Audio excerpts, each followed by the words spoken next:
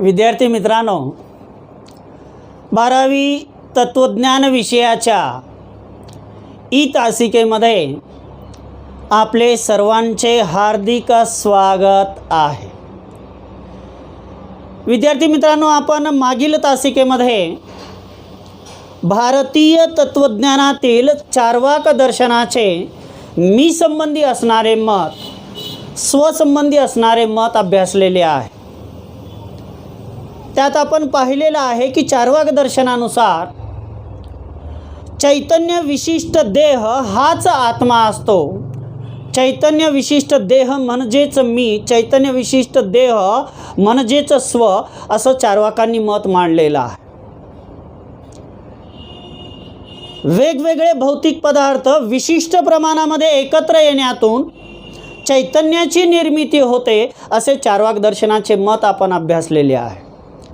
या जड देहाशिवाय स्वतंत्र असा आत्मा नावाचा कोणताही पदार्थ, द्रव्य अस्तित्वामध्ये नसतो, असे चार्वाक दर्शनाचे मी संबंधी मत आपण अभ्यासलेले आहे। आजच्या तासिकेमध्ये आपणास भारतीय तत्वज्ञानातील आणखीन एक प्रमुख दर्शन आहे, जैन दर्शन। या जैन दर्शनाचे मी संबंधी असणारे मत, या जैन दर्शनाचे स्वसंबंधी असणारे मत, या जैन दर्शनाचे सेल्फ संबंधी असणारे विचार आपणास आजच्या तासिकेत अभ्यासावयाचे आहे। आणि यावर आपणास प्रश्न येण्याची खूप दाट शक्यता असते। जैन दर्शनाचे मी संबंधी मत अभ्यासत असताना चार्वाक दर्शनाप्रमाणे जैन दर्शन हे दर्शनसुद्धा वेद प्रामाण्य नाकारणारे नास्तिक दर्शन आहे। ज्याप्रमाणे चार्वाक दर्शनामध्ये वेद प्रामाण्याला नकार दिलेला आहे, त्याचप्रमाणे जैन दर्शनामध्ये सुद्धा वेद प्रामाण्याला नाकारलेलं आपणास दिसून येतं।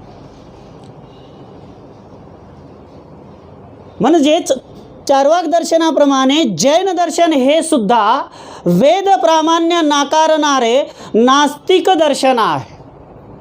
ज्या पद्धतीनं चार्वाक दर्शनाने वेद प्रामाण्याला नकार दिला, त्याचा स्वीकार केला नाही, त्याच पद्धतीने जैन दर्शनाने सुद्धा वेद प्रामाण्याला नकार दिला, त्याचा स्वीकार केला नाही।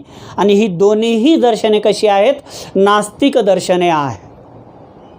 त्याचसोबत जैन दर्शन हे एक वास्तववादी दर्शन आहे। जैन दर्शन कसे आहे?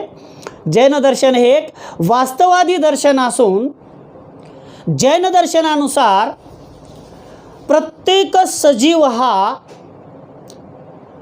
सजीवाची निर्मिती, जीवाची निर्मिती या जगामध्ये, या विश्वामध्ये कशी होते हे जैनांनी कसं सांगितलेलं आहे पहा, की जैन दर्शनानुसार प्रत्येक सजीव हा जड देह आणि चैतन्य या दोन स्वतंत्र द्रव्यांनी मिळून बनलेला आहे।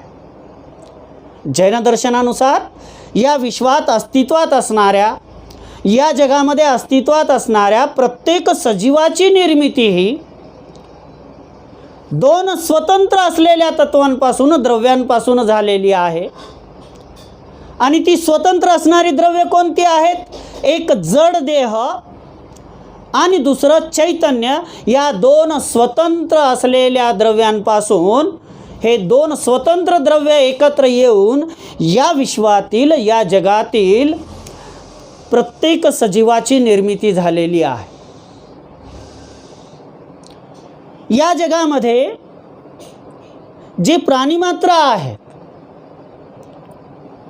या जगामध्ये जे वनस्पती आहेत, या प्रत्येकाच्या ठिकाणी, या जगात अस्तित्वात असणाऱ्या प्राणीमात्रांच्या ठिकाणी, या जगात अस्तित्वात असणाऱ्या वनस्पतींच्या ठिकाणी आत्मा असतो, असे जैन मानतात। त्याचसोबत जैन दर्शनानुसार प्राणीमात्रांसोबत, वनस्पतींसोबत या जगामध्ये जे अत्यंत सूक्ष्म असे धूलिकण आहेत, या धूलिकणांमध्ये सुद्धा आत्मा असतो, असे जैन दर्शनाचे मत आहे। या धूलिकणांमध्ये, सूक्ष्म असलेल्या धूलिकणांमध्ये सुद्धा आत्मा असतो, असे जैन दर्शनाचे मत आहे। म्हणजे जैन दर्शनाच्या मतानुसार, जैनांच्या मते फक्त प्राणीमात्रांमध्येच नव्हे तर वनस्पतींमध्ये, त्याचसोबत या जगातील अतिसूक्ष्म धूलिकणांमध्ये सुद्धा आत्मा असतो. आता जरी या जगातील प्राणीमात्रांमध्ये, वनस्पतींमध्ये अतिसूक्ष्म असलेल्या धूलिकणांमध्ये आत्मा जरी असला तरी या प्रत्येकाच्या ठिकाणी जी जाणीवेची पातळी असते, या प्रत्येकाच्या ठिकाणी जी चेतनेची पातळी असते, ती चेतनेची पातळी मात्र, ती जाणीवेची पातळी मात्र वेगवेगळी असते, भिन्न प्रकारची असते. या जगातील प्राणीमात्रांच्या ठिकाणी, वनस्पतींच्या ठिकाणी, सूक्ष्म असलेल्या धूलिकणांच्या ठिकाणी आत्मा आहे असे जैन दर्शनात मानलेलं आहे. परंतु या प्रत्येकाच्या ठिकाणी जो आत्मा आहे, प्राणीमात्र, वनस्पती आणि अतिसूक्ष्म धूलिकण यांच्या ठिकाणी जी जाणीवेची पातळी आहे, यांच्या ठिकाणी असलेली जी चेतनेची पातळी आहे, यांच्यामध्ये मात्र वेगवेगळेपणा असतो, भिन्नता असते असे जैन दर्शनाचे मत आहे. आणि अशा या आत्म्यालाच जैन दर्शनामध्ये एक विशिष्ट नाव दिलेलं आहे. अशा या आत्म्याला जैन दर्शनामध्ये जीव असे म्हटलेले आहे. अशा या आत्म्याला काय म्हटलेले आहे? जीव असे म्हटलेले आहे. मग या जगामध्ये जे जीव अस्तित्वात आहेत, या जगामध्ये ते जीव प्राणीमात्रांच्या स्वरूपात असतील, वनस्पतींच्या स्वरूपात असतील. अशा जीवांचे जैन दर्शनांमध्ये वर्गीकरण करत असताना ते वर्गीकरण काही निकषांच्या आधारे केलेले आहे. ते निकष कोणते आहेत की ज्या निकषांच्या आधारे जैन दर्शनामध्ये प्राणीमात्रांचे वर्गीकरण केलेले आपणास दिसून येते? तर हे जीव हालचाल करू शकतात की नाही, या जगामध्ये, या विश्वामध्ये जे जीव अस्तित्वात आहे ते जीव हालचाल करू शकतात किंवा नाही, हा एक निकष. दुसरा निकष की या जगामध्ये जे जीव अस्तित्वामध्ये आहेत ते जीव किती ज्ञानेंद्रियांच्या मार्फत, किती ज्ञानेंद्रियांच्या माध्यमातून, किती ज्ञानेंद्रियांच्या साह्याने या जगाचा अनुभव घेत असतात, या विश्वाचा अनुभव घेत असतात. दुसरा निकष सांगितला जैन दर्शनामध्ये जीवाचं वर्गीकरण करत असताना. पहिला निकष कोणता? की या जगामध्ये, या विश्वामध्ये जीव हालचाल करू शकतात किंवा नाही, हा पहिला निकष त्यांनी उपयोगात आणला जीवांचे वर्गीकरण करत असताना. दुसरा निकष कोणता उपयोगात आणला? की या जगामध्ये, या विश्वामध्ये जे जीव अस्तित्वात आहेत ते जीव किती ज्ञानेंद्रियांच्या माध्यमातून, 1, 2, 3, 4, 5 किती ज्ञानेंद्रियांच्या माध्यमातून या जगाचा ते अनुभव घेतात, हा दुसरा निकष जीवाचे वर्गीकरण करत असताना जैन दर्शनामध्ये उपयोगात आणलेला आहे. आणि तिसरा निकष, अंतिम निकष कोणता उपयोगात आणला जीवाचं वर्गीकरण करत असताना? की या जगामध्ये, या विश्वामध्ये जे जीव अस्तित्वामध्ये आहेत ते जीव बद्ध स्वरूपाचे आहेत की ते जीव मुक्त स्वरूपाचे आहेत. या तीन निकषांच्या साह्याने, या तीन मुख्य निकषांच्या साह्याने जैनांनी जीवांचे वर्गीकरण केलेले आपणास दिसून येते. वर्गीकरण म्हणजे प्रकार, भाग. 3 निकष सांगितले विद्यार्थी मित्रांनो. पहिला निकष लक्षात घ्या की जीव हालचाल करू शकतात की नाही. दुसरा निकष काय सांगितला? की या जगामध्ये जे जीव अस्तित्वात आहेत ते जीव किती ज्ञानेंद्रियांच्या मार्फत या जगाचा अनुभव घेतात.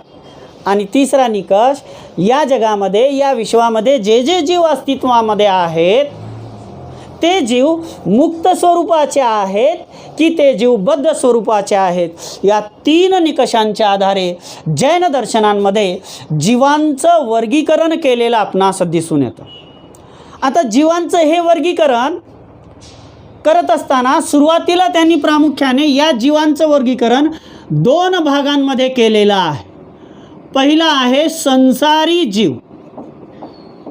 संसारी जीव याला आपण, या संसारी जीवाला दुसरं एक नाव देऊ शकतो, बद्ध जीव. बद्ध जीव. आणि त्यांनी जीवाचं जे दुसरं वर्गीकरण, दुसरा प्रकार केलेला आहे,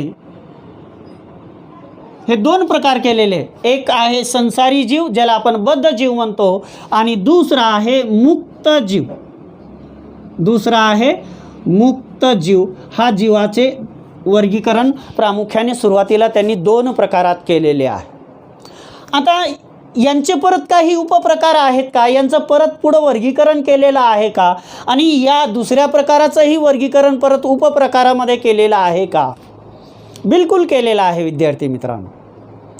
चला तर या मग आपण या पुढील यांचं वर्गीकरण, जीवांचं वर्गीकरण जैन दर्शनामध्ये कोणत्या पद्धतीनं केलेलं आहे ते आपण अभ्यासूया. या संसारी जीवाचे परत त्यांनी 2 प्रकार केलेले आहेत. पहिला प्रकार केलेला आहे त्यांनी त्रस जीव. पहिला प्रकार केला त्रस जीव, आणि दुसरा प्रकार केला त्यांनी स्थावर जीव. स्थावर जीव हा त्यांनी दुसरा प्रकार केलेला आहे. जीवाचे सुरुवातीला त्यांनी 2 प्रकार केले. पहिला जीव संसारी जीव ज्याला आपण दुसरं नाव बद्ध जीव असंही म्हणतो. दुसरा प्रकार केला मुक्त जीव. आता यांचे काही उपप्रकार त्यांनी केलेले आहे. त्यात संसारी किंवा बद्ध जीवांचे त्रस जीव आणि स्थावर जीव असे त्यांनी उपप्रकार केलेले आहेत. आता या त्रस जीवाचे परत काही उपप्रकार आहेत आणि स्थावर जीवाचे परत काही उपप्रकार आहेत. तेही आपण या ठिकाणी अभ्यासूया. एक थोडासा डायग्राम आपणास समजावा म्हणून मी या ठिकाणी करतोय की हे 2 प्रकार सुरुवातीला हे आहे. यानंतर या जीवाचे हे 2 प्रकार आहेत. आता यानंतर आपल्याला या त्रस जीवाचे प्रकार अभ्यासावायचे आहेत. त्रस जीवाचे प्रकार. आता त्रस जीवाचे प्रकार करत असताना त्यांनी 3 गोष्टींचा आधार घेतलेला आहे. त्या जीवाच्या ठिकाणी असणाऱ्या इंद्रियांची संख्या किती आहे? 2, 3, 4, 5. त्यानंतर त्या इंद्रियांची नावे कोणती आहेत आणि त्यांची काही उदाहरणं जैन दर्शनामध्ये दिलेली आहेत. तर तो थोडक्यात तक्ता आपण या ठिकाणी अभ्यासूया. त्यांनी इंद्रियांची संख्या, इंद्रियांची संख्या असा तक्ता करून यांचं वर्गीकरण स्पष्ट करण्याचं काम केलेलं आहे. इंद्रियाचे नाव, इंद्रियाचे नाव आणि उदाहरण दिलेलं आहे. आता इंद्रियांची संख्या आपण या ठिकाणी द्विइंद्रिय पाहूया. अगोदर सुरुवातीला द्विइंद्रिय. द्विइंद्रिय म्हणजे 3 इंद्रिय असलेली नाही. किती? द्विइंद्रिय म्हणजे 2 इंद्रिय असलेले. आता 2 इंद्रिय म्हणजे कोणती? स्पर्श. 2 इंद्रिय म्हणजे कोणती? स्पर्श आणि रसना.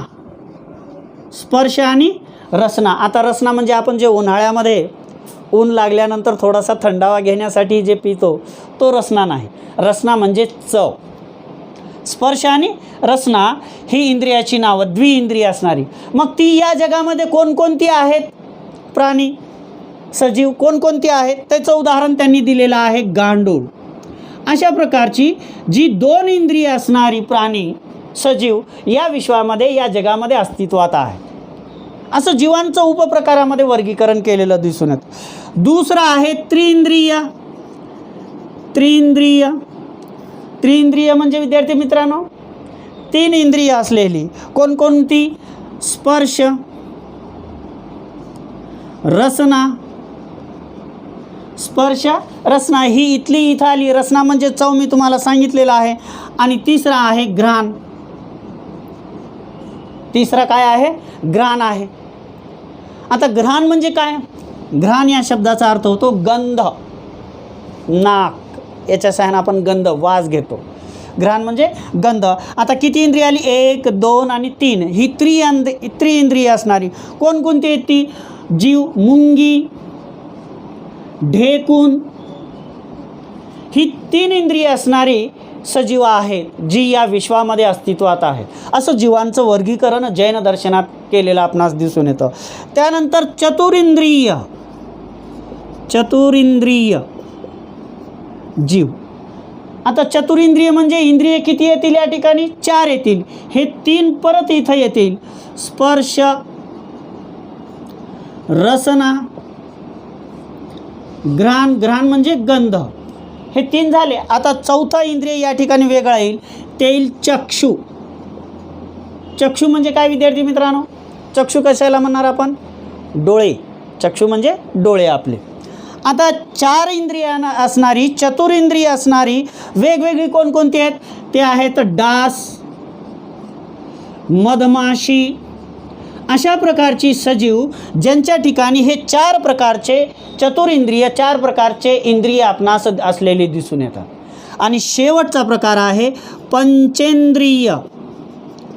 पंचेंद्रिय म्हणजे किती? 5 इंद्रिय असणारी. हे 4 येतील आणि एक वेगळं इंद्रिय येईल. अगोदर हे 4 लिहूया. स्पर्श, रसना, घ्राण, चक्षु, हे 4 झाले. आता याच्यापेक्षा एक वेगळं आहे श्रवण म्हणजे ऐकणे, ज्याला आपण ध्वनी ऐकणे म्हणतो. हे वेगळं इंद्रिय जे आपण कानाच्या साहाय्याने ऐकत असतो. आता हे इंद्रिय असणारे कोण आहेत? गाय, घोडा, हे जे प्राणी आहेत ती पंचेंद्रिय असणारी प्राणी आहेत. अशी वेगवेगळी प्राणी आणि सोबतच मानव यांच्या ठिकाणी हे 5 इंद्रिय, पंचेंद्रिय असणारे हे जीव आहे. असे संत्रस जीवाचे हे प्रकार त्यांनी केलेले आपणास दिसून येतात. थोडंसं आपणास स्पष्ट व्हावं म्हणून या ठिकाणी हे त्रस जीवाचे प्रकार आहे. त्यांनी याला अनुसरून अशा पद्धतीने यांचे प्रकार केलेले आहेत. हे 1, हे 2, हे 3 आणि हे 4. आता स्थावर जीवाचे काही प्रकार त्यांनी केलेले आहेत का? बिलकुल केलेले. स्थावर जीवाचे त्यांनी प्रकार केलेले आहेत. एकेंद्रिय,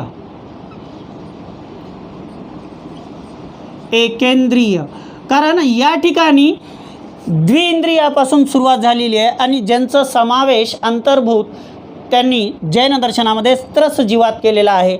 आणि एकेंद्रिय असणाऱ्या सजीवांचं समावेश त्यांनी जैन दर्शनामध्ये स्थावर जीवामध्ये केलेलं दिसून येतं. मग या एकेंद्रियामध्ये काय काय आहे? पृथ्वी काय, जल काय, अग्नी काय,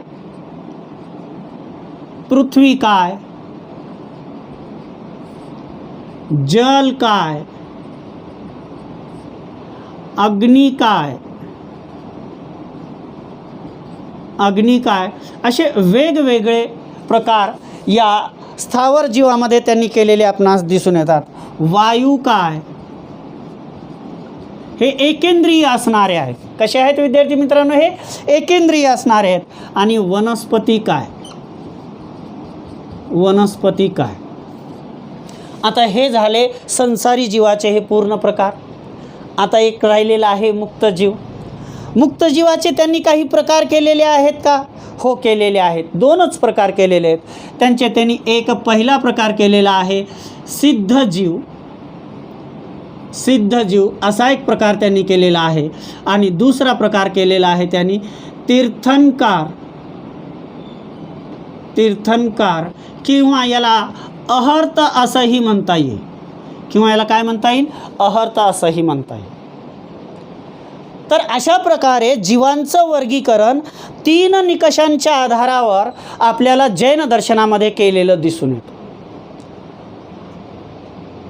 आता हे जे वेगवेगळ्या प्रकारचे जीव आहेत, सजीव आहेत, जे या विश्वामध्ये अस्तित्वात आहेत, या सर्व सजीवांमध्ये जी चेतना आहे ती चेतना सारखी नाही आहे, ते जाणीव सारखी नाही आहे. तर सर्व जीवांमध्ये चेतनेच्या पातळीवर असलेले फरक, सर्व सजीवांमध्ये चेतनेच्या पातळीवर असलेले फरक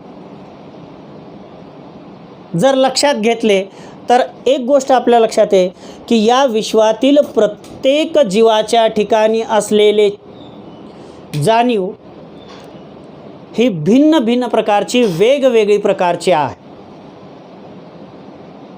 आणि हा जीव जरी चेतनेचे जाणीवेचे फरक असले, वेगवेगळे प्रकारचे जाणीवेची पातळी प्रत्येकाच्या ठिकाणी असलेली भिन्न जरी असली तरी प्रत्येक जीव हा चैतन्य स्वरूप असतो.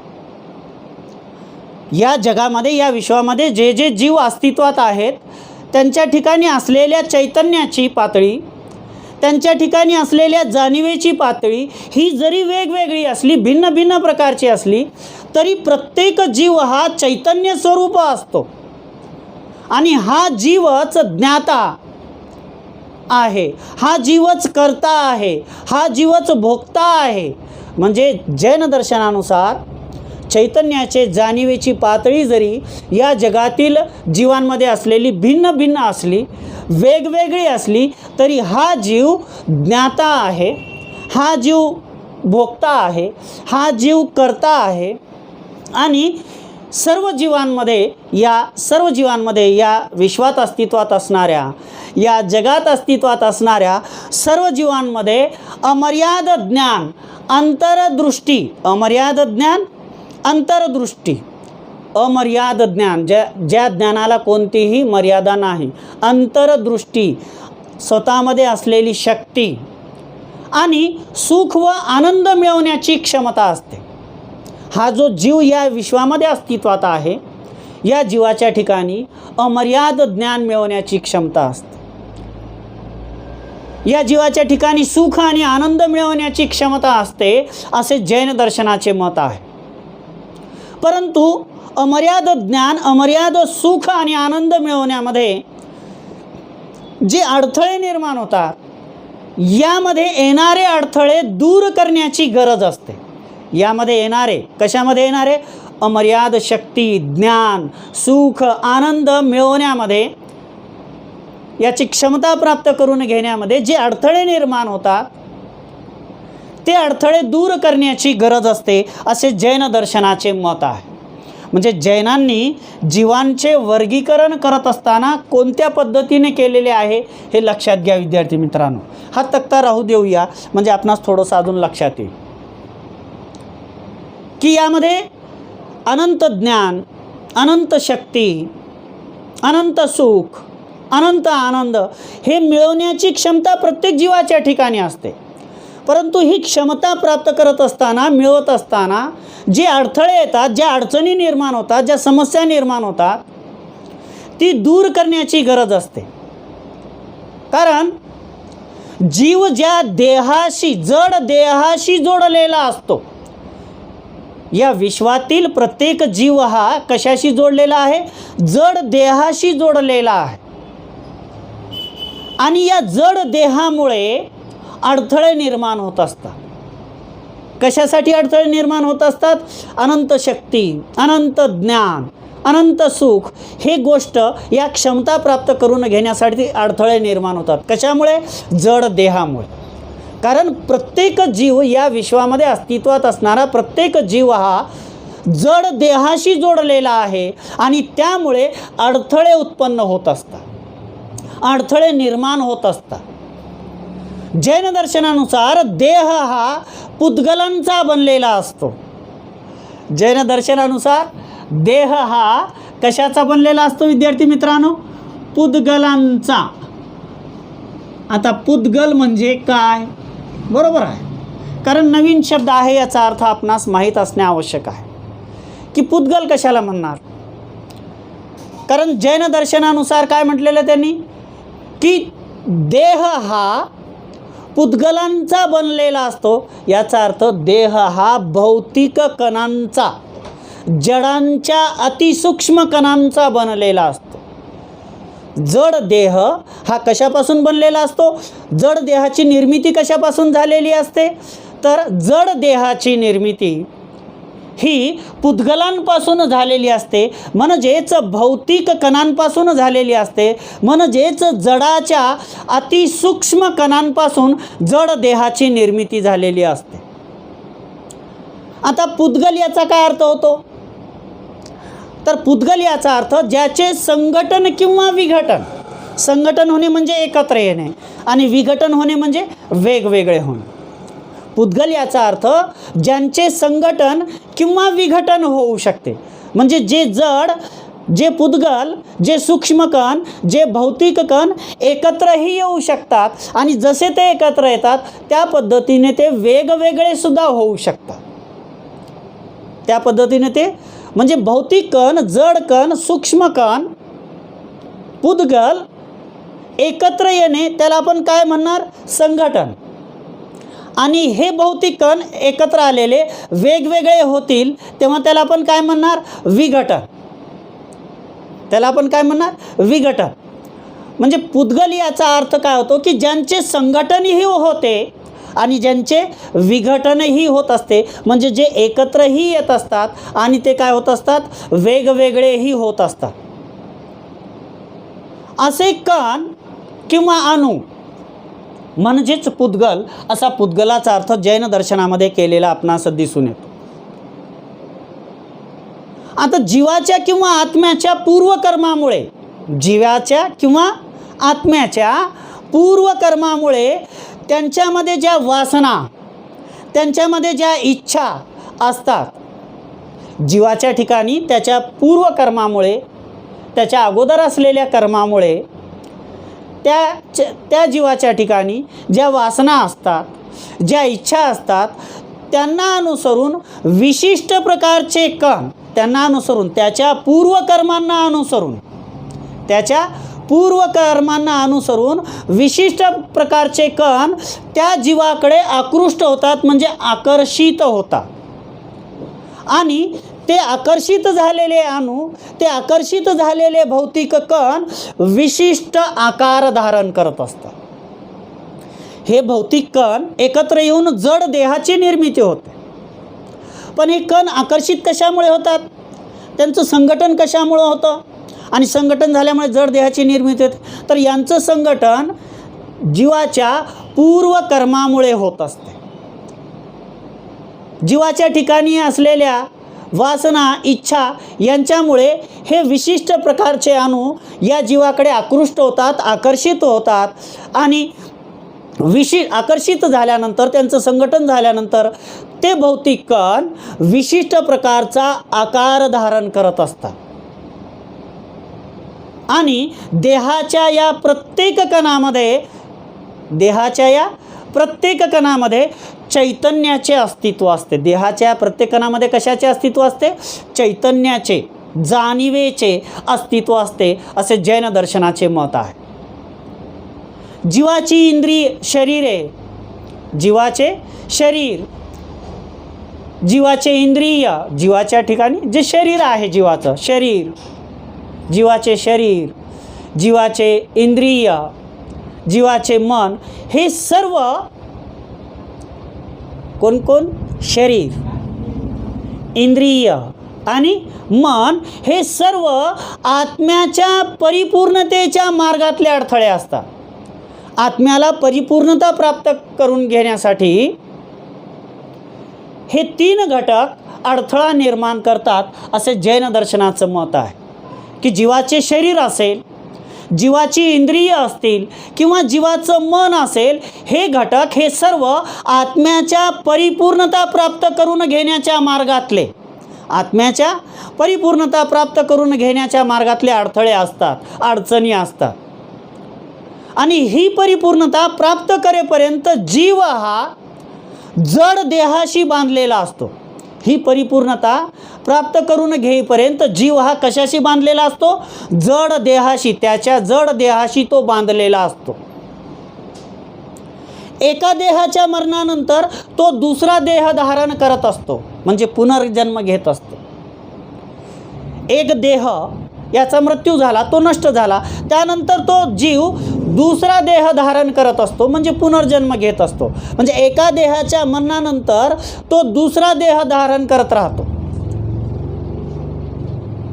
आणि एका देहाच्या मरणानंतर जर दुसरा देह धारण करत राहतो, याला आपण पुनर्जन्माचं चक्र असं म्हणतो. याला आपण काय म्हणतो? पुनर्जन्माचं चक्र म्हणतो. आणि या पुनर्जन्माच्या चक्रातून सुटून मुक्त होण्यासाठी, या पुनर्जन्माच्या चक्रातून एका देहातून दुसऱ्या देहात, दुसरा देह नष्ट झाला तिसऱ्या देहात, या पुनर्जन्माच्या चक्रातून सुटून मुक्त होण्यासाठी श्रद्धा कशाची आवश्यकता असते असं जैन दर्शनाचं मत आहे. पहा की काय सांगतात की या पुनर्जन्माच्या चक्रातून मुक्त होण्यासाठी जीवाने काय केलं पाहिजे. या पुनर्जन्माच्या चक्रातून सुटून मुक्त होण्यासाठी श्रद्धा आपल्या वर्गातली नाही. श्रद्धा ही भावनेचं नाव आहे. श्रद्धा, ज्ञान आणि चारित्र्य, कॅरेक्टर, या 3 गोष्टींची आवश्यकता आत्म्याला परिपूर्णता प्राप्त करून घेण्यासाठी लागत असते. या 3 गोष्टींच्या साहाय्याने आत्मा हा परिपूर्णतेची अवस्था प्राप्त करून घेऊ शकतो. कोणत्या?